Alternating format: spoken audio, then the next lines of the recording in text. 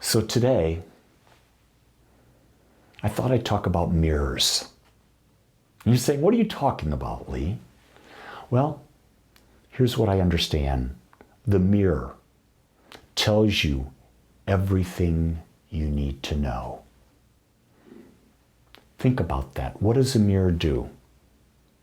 It reflects back what's in front of it. Unless it's one of those circus mirrors, funhouse mirrors, will reflect back craziness. But in reality, a true mirror reflects back to you what's put in front of it. So I want you to consider this from a different aspect. Knowing that there is a law of cause and effect, that when you put out a cause, there's a natural effect that's associated with the particular cause that you put out. So when you think about a mirror, think about this. Our life is a reflection of our thoughts. That's right. My life reflects my thoughts. Your life reflects your thoughts. Other people's lives reflect their thoughts. It doesn't reflect a single thought. It reflects the accumulation of all the thoughts. You see, knowing we are conscious, we understand that our mind is the only thing we have to work with as we engage with life. That's all we've got is our mind. Our body responds to our mind. How we see the world is a response to how our mind is programmed. Who programs your mind? You do. You program your mind. You create your habits of thinking.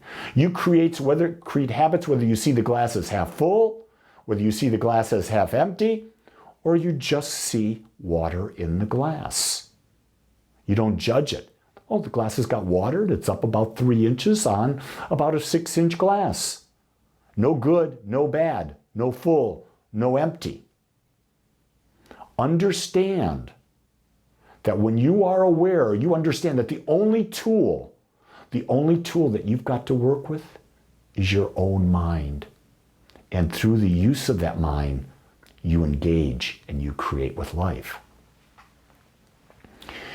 As we become more aware, we begin to understand that back of every experience is our thought patterns, our mental atmosphere. So in that awareness of understanding that what is being reflected in the mirror is a reflection of our thought patterns, we then come to the conclusion, what? Oh, if I change my thought patterns, I'll get a new image in the mirror. I'll get a new experience of life. And you see, once we understand this concept, we begin to test it by seeing if we change our thoughts, can we change our experience? I invite you to don't start real big, start with something small. Use the concept of gratitude. Instead of saying, I wish I was here, can you be grateful for where you are now? Can you see that a year ago you were in a certain point of life, and now a year later, can you see the progression you've had? Now maybe we're not where you want to be, but you have progressed. And you see, if you start realizing that in an area of your life, pick health. Pick health as an area, pick abundance, it doesn't matter to me, but pick an area and start to change your thoughts. Instead of focusing on what do you lack in money, focus on what you have in money, what you have in wealth, and keep your focus on that and keep that focus and create a mental atmosphere of gratitude for what you have. And then in 2 months, having done that, see how far you've come. Mark where you are today, and then in 60 days, see where you've become. Test it. Until you test it, you don't know if it works. You see, science shows us that this works simply based on the testing of placebos. If you understand this, science is testing this all the time. They take a pill, they give it to someone, they see what the impact is. They then give the person the placebo, which is just sugar pill, and they see what happens. And what they understand is, in many cases, the placebo is more effective than the drug. Why? Because your mind is given the placebo with the intention that it will produce X results. And if the mind believes what it is told, the placebo is every bit as good as any drug you could take. In fact, it's probably better, because with the placebo, there are no side effects. That's the interesting thing about that. So placebo is simply, what is the belief behind the thought? You see, without the creative power of thought, we would be living a life at the mercy of whatever might be in control. There would be no possibility of personal power, let alone personal freedom. But the fact of the matter is, we have a creative power in us, and everyone's experience is different. And the reason everyone's experience is different is simply because they're using their thought to create, and their thought will be different than yours and different than someone else's. No one on the planet has the same mental atmosphere. No one has ever thought the same thoughts as someone else. You may have similar thoughts, but you're unique and you're different. And with that uniqueness and difference comes different life experiences. And that's the beauty of life. You don't want what anyone else has got. You want what you create. What does your heart desire? The quickest way to prove this theory is to start thinking new thoughts and creating a new mental atmosphere, and see whether you can change your experience. Take this. Here's a simple affirmation with money.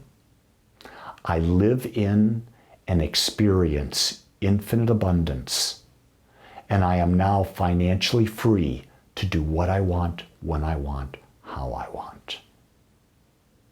I live in and experience infinite abundance, and I am free to do what I want, when I want, and how I want. I would invite you to ingrain that affirmation into your subconscious mind and watch how your life changes. It is imperative that for this to work, we must clear our mind of all limiting thought. We must become like children and live in open wonder of what life can be. So remember our affirmation, I live in and experience infinite abundance, and I'm financially free to do what I want, when I want, how I want. You've got to clear your mind that money is hard to get. I've got to work hard. Money doesn't grow on trees. I'm not worthy of money. Who do I think I am that I can have money? No, you've got to clear those limiting thoughts. Embed this new affirmation. Make it so anytime you think of money, you say, I live in and I experience infinite abundance. It becomes your natural way of thinking, and be open to something happening beyond anything you've ever begun to imagine. You see, once we begin to prove this, we realize there's a greater power flowing through us that we are using. And our thoughts are the power behind whatever we see in our life mirror.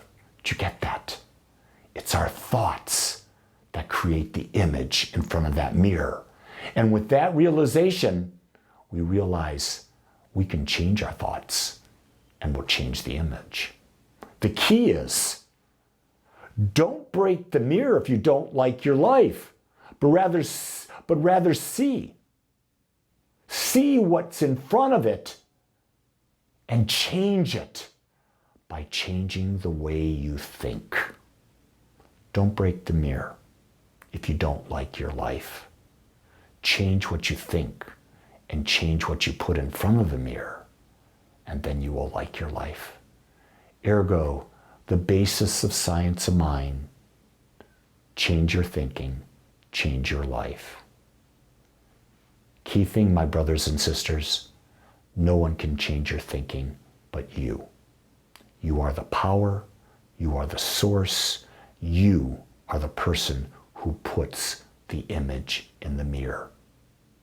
Create one so magnificent that you get excited every day and have a love for life that is beyond what you could have imagined even a day ago. Change your thinking. Change your life.